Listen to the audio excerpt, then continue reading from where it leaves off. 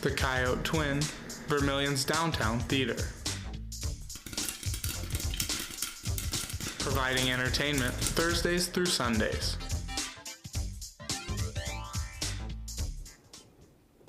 Winter is back. Tonight, we look at the conditions that built up to this chilly weather. Coyote News starts right now.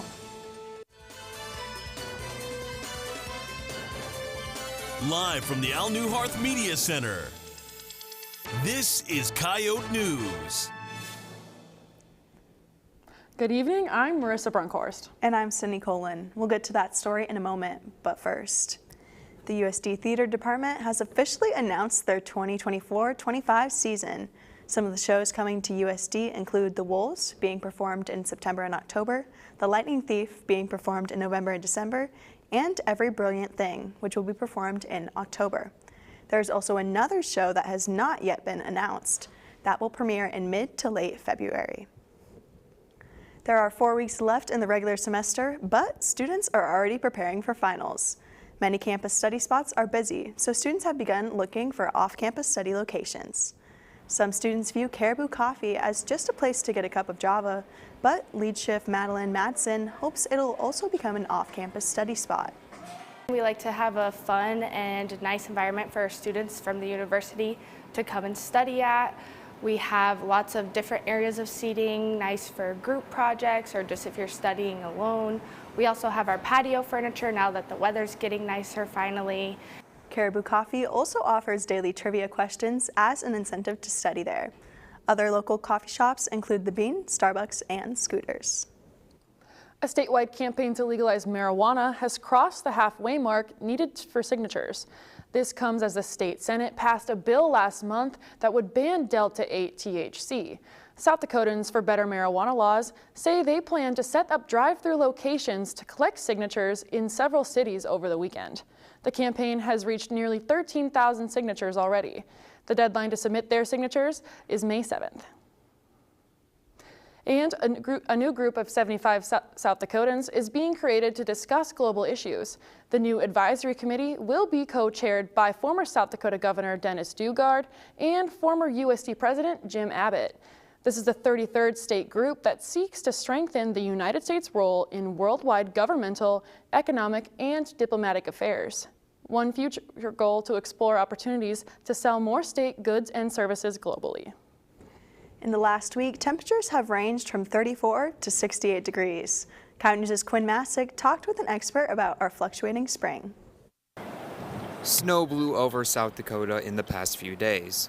Strong winds also hit many areas in the southeastern part of the state, including Vermilion, Yankton, and Sioux Falls. Kello TV meteorologist Megan Chadda says these types of storms have a lot of moisture potential. We are far enough along in the year that it is a spring-like winter system, so it has the access to like the Gulf of Mexico moisture and bringing in all this moisture. And since our temperatures are right on that freezing line, we do get some more of that snow, but it's going to be that wet, heavy snow. Vermilion's received more rain than snow. There's a potential for flash flooding in northeastern Nebraska that could affect the Vermilion area. Chadda says it's common to see little systems randomly pop up with the potential to drop an inch of snow or much more. It all is coming with some very strong winds, so we'll have blizzard-like conditions. Warming temperatures are expected later this week, with the potential for additional precipitation. For Coyote News, I'm Quinn Massick. Tomorrow, the highest temperature is expected to be 49 degrees, with Friday's temperatures expecting to reach 56. After the break, we look at USD's Club for International Students. You're watching Coyote News.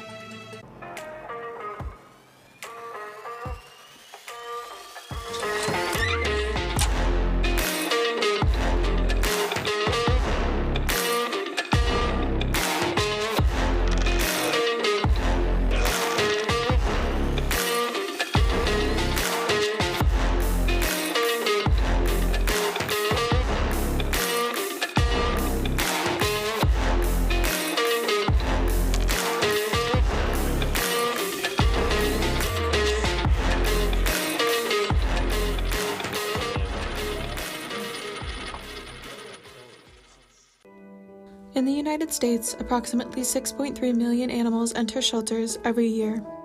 Of those, only 3.2 million will be adopted, and over 920,000 will be euthanized.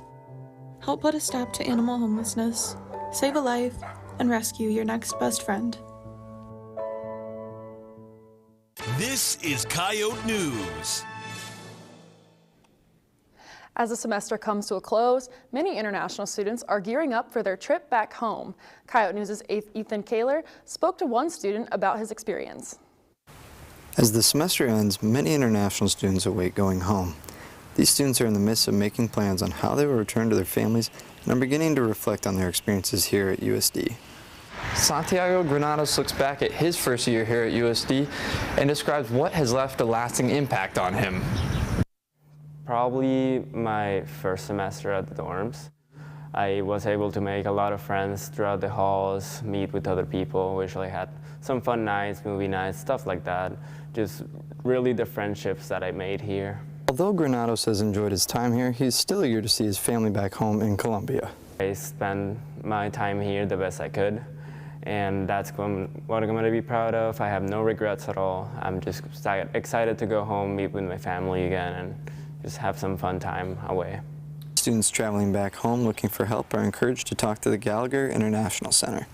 For Coyote News, I'm Ethan Kaler. As just mentioned, USD has a large number of international students, representing over 55 countries.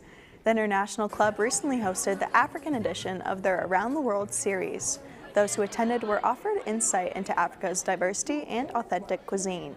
Sushan Mukeia is the club's president.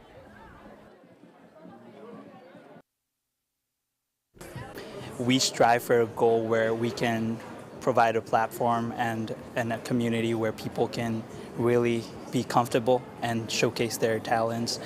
The club hosts many events throughout the academic years, and you don't have to be an international student to enjoy the festivities. The Hindu Festival of Colors will be celebrated at USD this weekend. Coyote News' Jodianne Tyson is live in the muck to learn about Holi. Jodianne? Thanks, Marissa.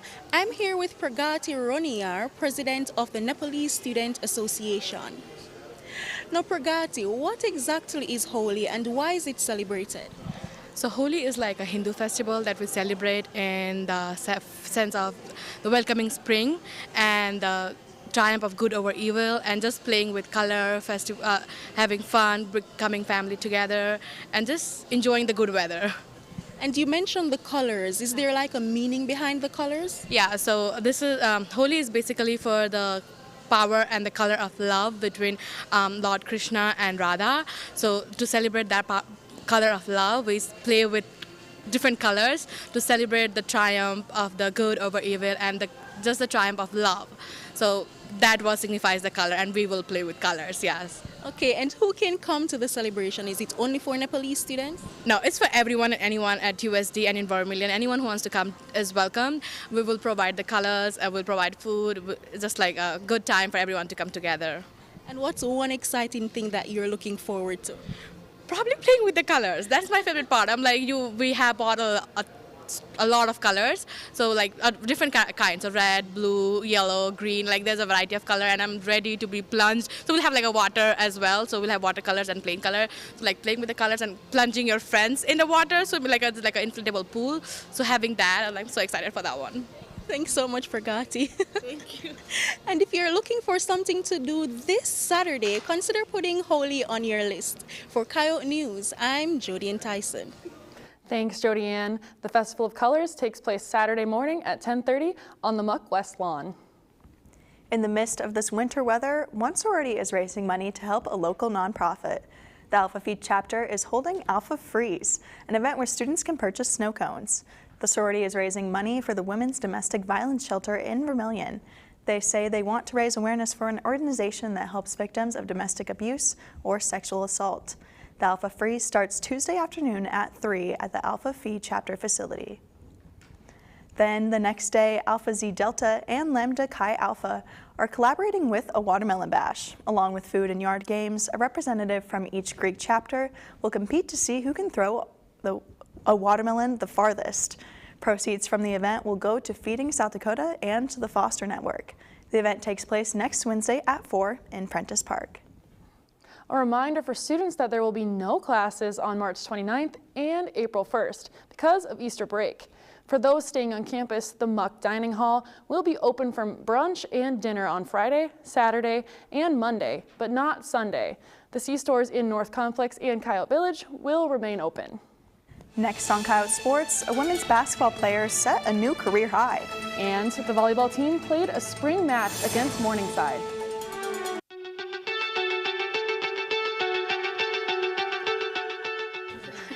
What does the group think? We think a strength is their brand recognition.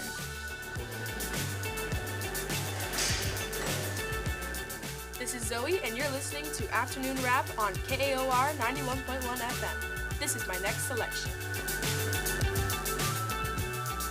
Hey Sally, come check this out. I like it. What if you try this? We're out.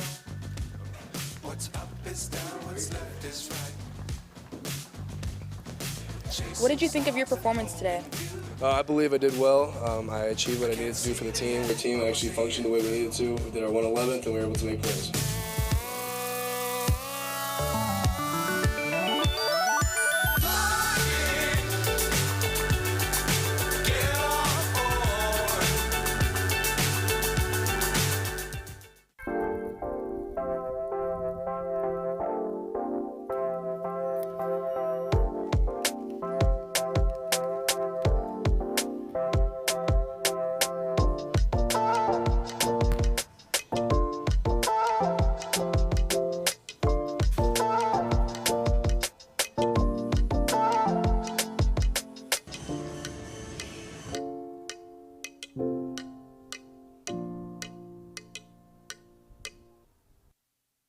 This is Coyote News.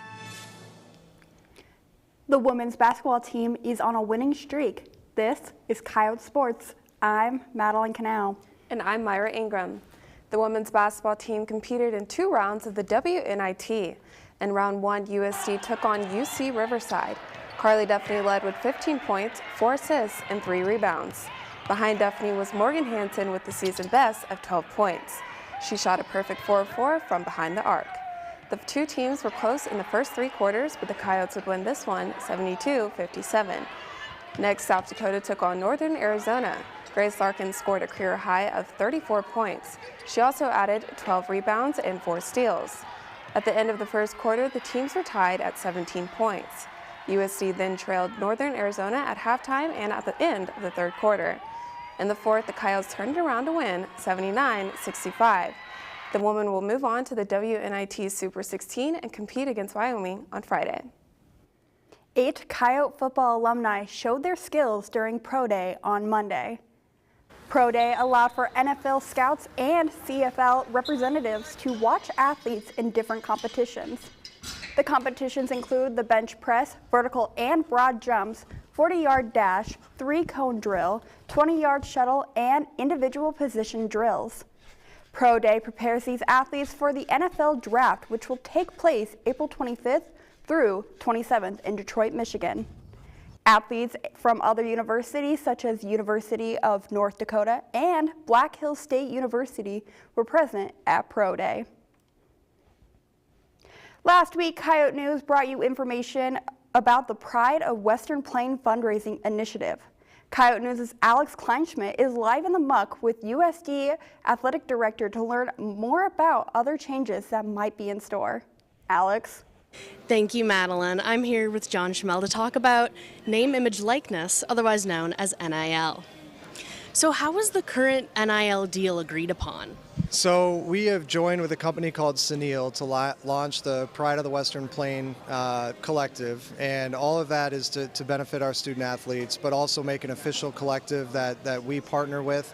So that way really it protects us and the student athletes from other people kind of grandstanding out there saying that they're in conjunction and working with us, and that was a problem we've had in the past. So the agreement is not a financial one, it's just so they're the official collective and student athletes can choose whether or not to participate in it, nor do they have to, and they can still find their own deals from there. So there are other ways for student athletes to financially benefit from this NIL? Yes, so they can choose to sign up and partner with our official collective, the Pride of the Western Plain, and then anything that goes in to the whole collective or to their sport individually, they'll be a part of, and they'll owe service back to the collective, which social media posts, public appearances, things like that. But it does absolutely not restrict any of them from going out and having their own deals. So really, it's the best of both worlds for our student athletes.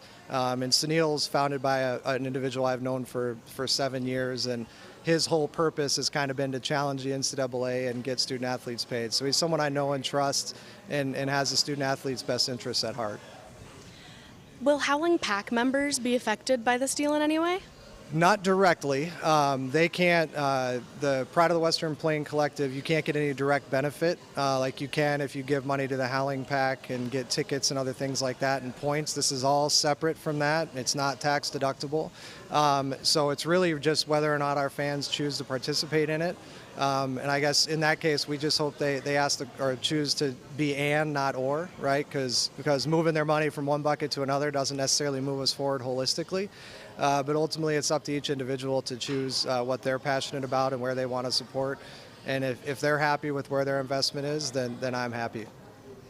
And what direction do you see this program taking in the future? The collective program? Yeah, I think, this is really the tip of the iceberg for us. I fully expand. Not only will we be new, but the state of South Dakota is new to it. So as we learn and grow, I expect this to really expand and grow and benefit our student athletes. And I do think at some point we'll start to see some bigger corporate brands get involved, and that might be direct with a student athlete or through the collective. But I think this is just the tip of the iceberg and fully expect it to grow over the years. Are there any other developments in the athletic department that you're excited for? There's a lot. We're working on a master facility plan that really sets us up for the next 30, 40 years, preserves the life of the dome, talking about a new indoor that's track focused, but also will include some tennis courts and ROTC military stuff, batting cages, all kinds of different things. And then obviously a softball facility down the line. And once and for all, we got to finish the Dakota Dome. But more than anything, just incredibly excited to be back and excited to reconnect with everybody. And first and foremost, just be back at USD and back on campus and back in Vermilion. Thank you so much, John. You bet. Thank you. Live in the muck for Coyote Sports, I'm Alex Kleinschmidt. Thanks, Alex. Howling Pack members are already receiving updates on individual initiatives that support Coyote athletics. The women's volleyball team played a spring match against Morningside. The Coyotes swept the Mustangs in 3 sets, but decided to play a 4th for extra practice, winning that one as well. This match marked Barrett Power's first time playing for the Coyotes. Power previously played at Colorado State for 4 seasons as a setter. The team will compete in more spring matches as they wait for their fall season. The softball team played SCSU last week after moving up the games due to weather. In Game 1, South Dakota held SCSU to just 1 run in the first inning and no runs in the second inning. However, this didn't stop the Jackrabbits as they went on to score in each of the following innings.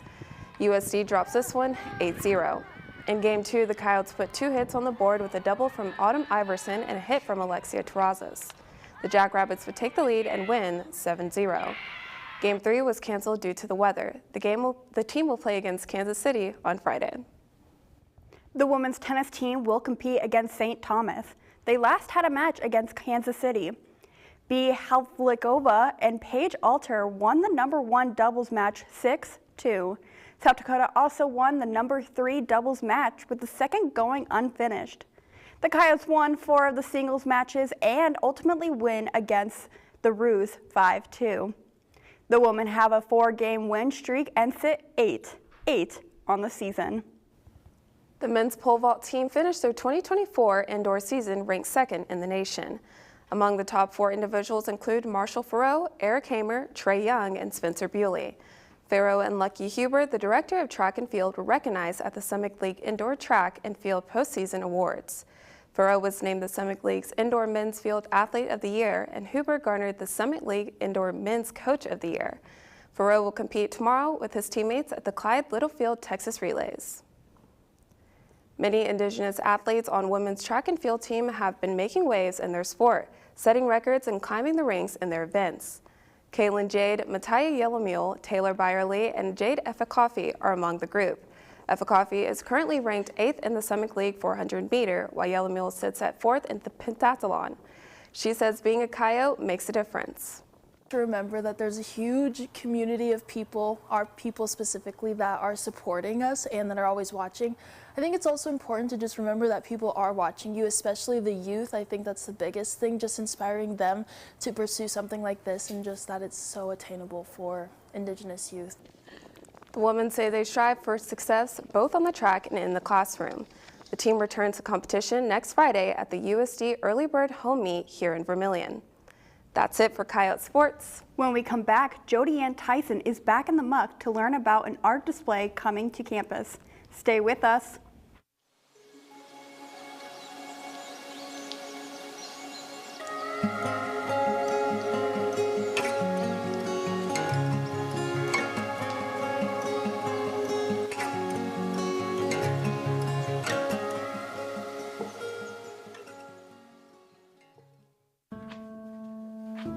Hey,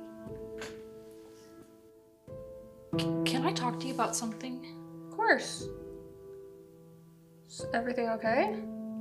No. Something really bad happened to me. Why did you go there alone? How much were you drinking? Are you sure you weren't encouraging it?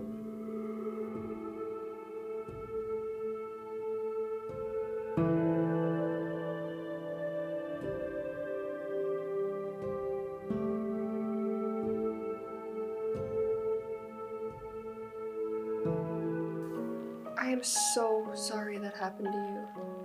It is not your fault. It took so much courage for you to tell me that, and I'll be here for you in any way that you need.